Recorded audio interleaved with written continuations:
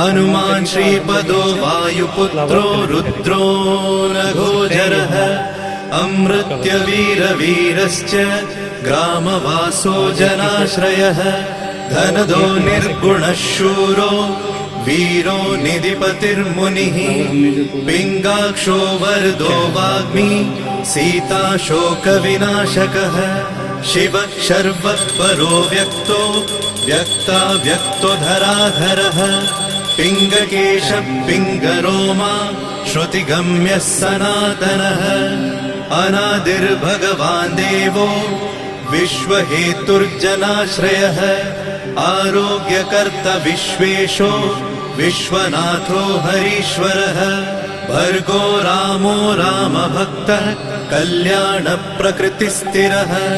विश्वम्भरो विश्वमूर्तिर्